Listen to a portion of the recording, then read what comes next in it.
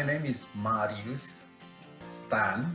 I'm a scientist. I like to study nature. Even more, I'm a computational scientist. I like to use big computers, machines, software to answer questions in physics, in chemistry, in material science. How is your work influencing what's happening out in the world?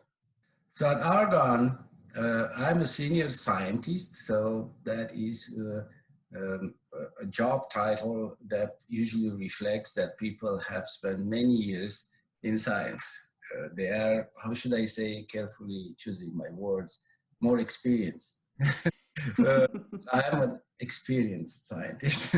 But then I'm also leading a program called Intelligent Material Design, where intelligent refers to the fact that we use artificial intelligence to design materials. That means to create materials for specific purposes. There is a difference between discovering a material or discovering anything, a continent, discovering a person, discovering a good book, or and designing something on purpose. We create materials for applications such as energy production, for nuclear energy, for example. So how does that change the world? Provides more electricity for your homes so you can watch TV and pursue your passion. It also for energy storage, for batteries. If the cell phone you're holding in your pocket lasts now a whole day, a full day without recharging, that's because some people have designed better batteries. And also materials for electronics, which makes computer faster. Oh, I could tell you how slow was the first machine I worked on as a student, and how difficult it was, and how big it was, and how little could do, and how much computers have changed. And now the smartphone is more powerful than any machine we had in college at our university. How would using AI then be different than using just human computing power? So the human brain in general is a wonderful machine in itself. It has so much power, and we can do in our head quite a number of calculations, for example, additions, subtractions, multiplications, and so on. And there are machines. 70 years ago, around the Second World War, in United Kingdom, Alan Turing and his team created at the National Physics Laboratory one of the most powerful computers that would replicate this ability of the human brain to calculate, to get numbers.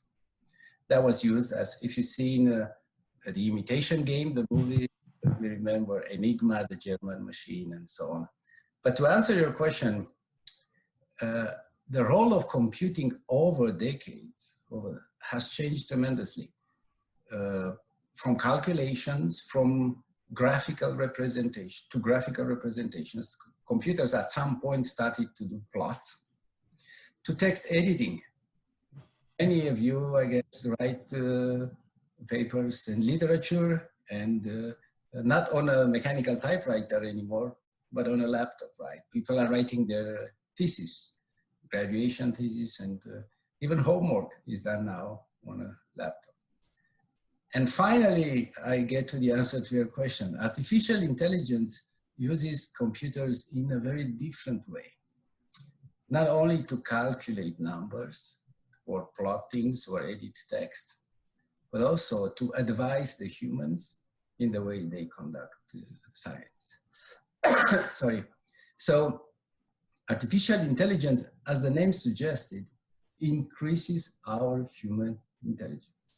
Improves our memory, improves our ability to solve problems. Even our vision, image analysis. And robots can take over some of the tasks, annoying tasks that we used to do in the lab.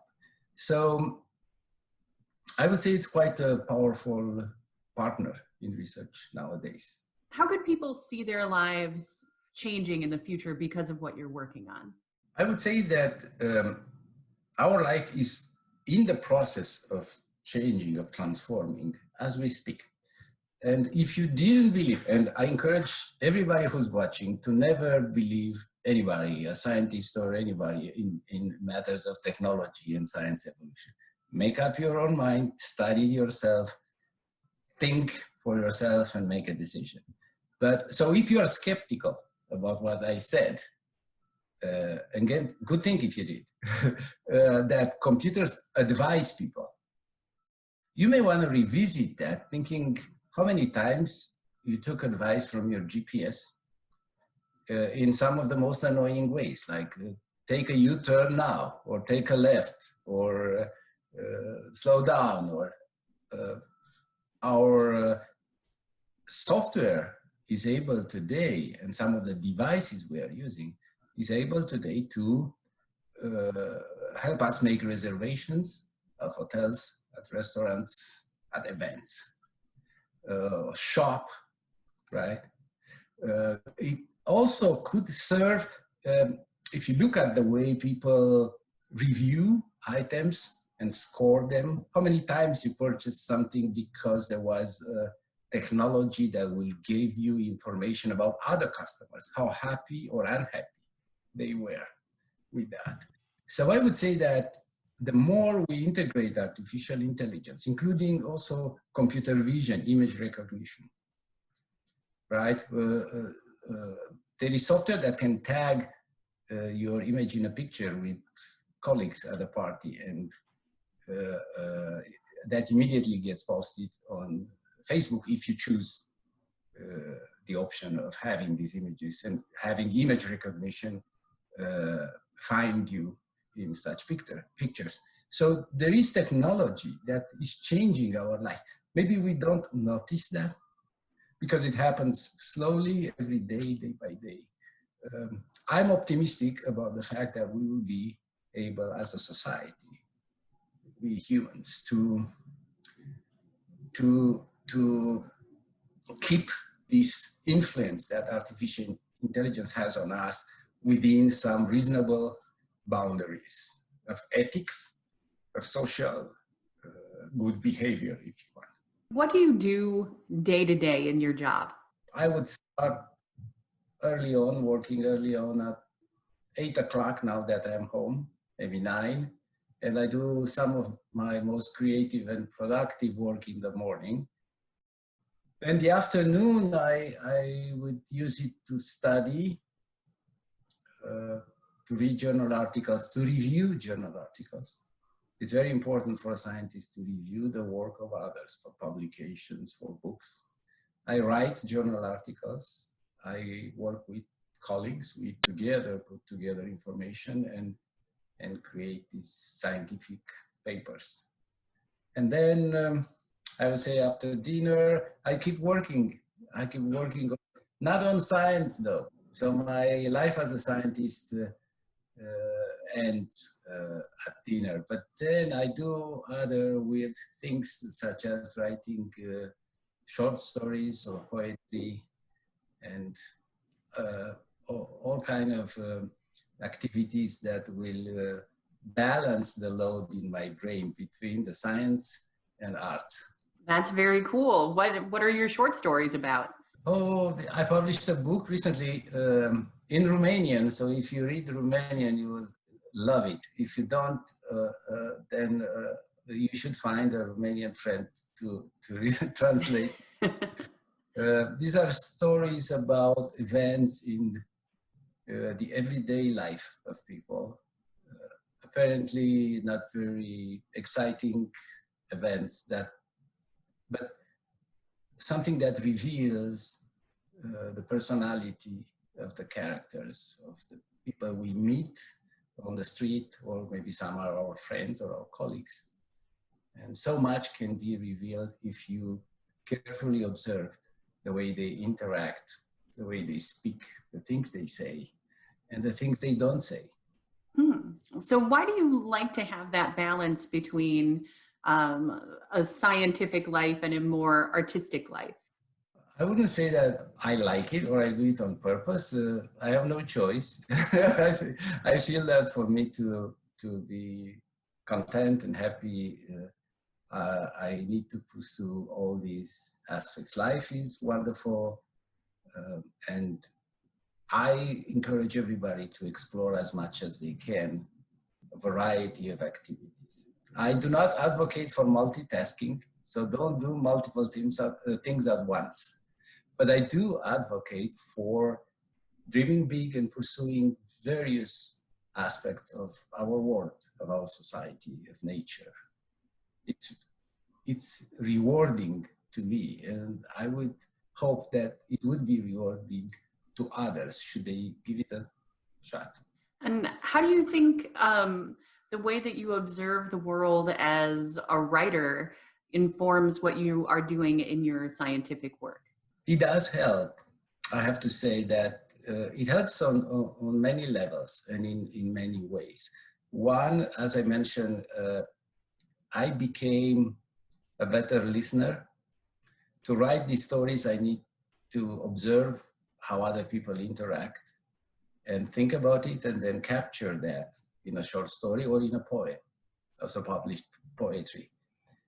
I found that quite useful in the scientific world too, where scientists, myself included, are so passionate and they desire to communicate their ideas and their results with so much force and determination that often fail to listen to the others and appreciate their perspective. So somehow literature helped me become a better listener, to absorb better information from the interactions between my colleague scientists, and not only from their publications or their tables and graphs with data. What do you think is the most exciting part of your job? So, like any job, being a scientist involves several elements. There is an element, there is a creativity, you create something, something of importance, hopefully. But then you also have to manage relationships with other scientists, work in a team, right? Either lead that team or be part of the team. So there are these interpersonal relationships that need to be addressed. There is also, like with all jobs, no matter what, one has to pay attention to securing funding for the research. And there is a quite appealing component to search, submit applications for grants and get projects. And I have to say that over my career as an experienced scientist, I held all these three jobs, if you want. The scientist, the creator, the manager of a team, the leader of a program, bringing in funding. In the end, the most rewarding, to answer your question, you notice that I go around, and finally I do answer the question. To answer the question, I would say the most rewarding is the creative part for me. When I get a good result and I publish it, and then I go to a conference, and somebody, a participant, comes to me and said, "Are you Dr. Stein?" "Yeah. You know, I read your paper in this journal, and that influenced the way I wrote my PhD thesis." That's something actually a young scientist told me. I don't think there was joy greater than this one in my profession. Than somebody saying, you know, I don't know you, I'm glad to meet you, finally, but that paper you wrote influenced the way I prepared my thesis. So creating something of value, and when I say of value, I mean appreciated by others in the field. And it doesn't work for science only, right? Any movie maker will say the same. I want to create a movie that people like. Any painter and the artist, dancers, choreographers, not to mention pop stars, right? So if they create something that people appreciate, sometimes instantly, Some other times it takes years for something of value to be appreciated by the community. We had a paper published in 2004 about uncertainty quantification in phase stability. A very, how should I say, boring title. It took, more than 15 years, had very little citations, very few citations, until a few years ago when somebody discovered it, and there was a new field coming up, expanding, and now every single publication makes a reference to that one. So it took a long time, but finally I get that feeling that I mentioned, that people value some things I did, maybe many years ago, but they'll appreciate it now. So that's, I would say, the most rewarding part of being a scientist to me. It seems like, especially in more of the research-driven science, you might be figuring out a little piece of the puzzle, but you don't even know what the, what picture you're trying to create, right? That's so true. And it goes for experiments too, right?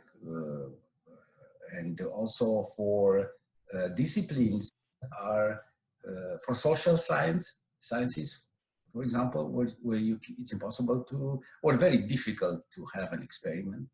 Psychology, psychiatry, sociology, anthropology, for example, or history. And but STEM in particular, I would say that STEM in particular is an area where results may not be impactful, may not change things immediately. As you said very well, it's such a complex work that neither the creator of a new result nor the evaluators or the readers may realize immediately if something is of value or not. Some other times, and I have to tell you, some of the things we produce are sometimes inconsequential. And we acknowledge that. We said, yeah, I spent all this time and the entire week, and we did a calculation and the result was not that good. But we've learned something. You learn from failed experiments, also from failed computer simulations. We learn a path to improving. That's what we learn the most. We analyze what happened and say, okay, next time I know how to do it well. Was that a hard skill to learn, that ability to deal with that failure and uncertainty? It was difficult in the beginning, I have to say. I mean, because it's easy to get upset and sad about things that don't go well.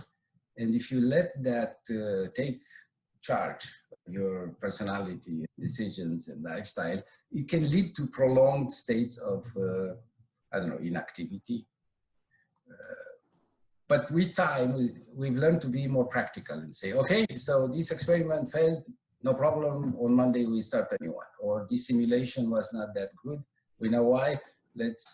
So let's be pragmatic and leave behind these things and advance, move forward, advance. And again, you have to go through that. No matter how many people tell you to do so, I guess until it happens, it doesn't resonate that well with anybody, I would say. Everybody would, so it is very likely that one has to go through such a process in order to improve. Mm. Because I dare to say, it goes for learning a musical instrument, of becoming a baseball player. I want to quote here Michael Jordan, who famously said, I am one of the best players, not because of the 10,000 shots I made, but because of the 15,000 shots I didn't make. And I think that shows he was also a wise man. I think that's the same in writing too. You face so much rejection as a writer, as you might know, that that you have to, work up through that failure and learn from every project that you don't publish or that you don't even send out to people before you can really, start to hit your stride and get good and get to the point where other people want to read what you're writing. So is there anything else that I haven't touched on that you would like to share with students? Yeah, there is something, again, personal experience, but also an observation related to other people who became scientists. It was their drive, their excitement, their passion, no doubt. It was also the family who supported and encouraged them. My parents were extremely supportive. Both of them accountants by profession, so with some understanding of numbers, but definitely not in science. I noticed that if the family is supportive and encourages the child to pursue STEM, that always helps. And the family, the parents, could be influenced by you, the students, their children. If you share with them ideas, things we learn, even though in the beginning some may be reluctant and may say, oh, why do you want to go into that? That's so hard, that's so hard, bring up any other. So there is an education process that goes both ways, from the parents to the children. But there are some elements, some information, some things one can say that will warm up the parents, the family, towards STEM, towards science. And that is quite important to have the support of your family as you pursue a career in science and engineering. Really, thank you. It was a pleasure talking with you. Yes, thank you. You guys all stay healthy and joyful. Very important. Very important during this time. We're trying. Enjoy life. Enjoy life. All right. Thank you so much. Bye, everybody. Bye.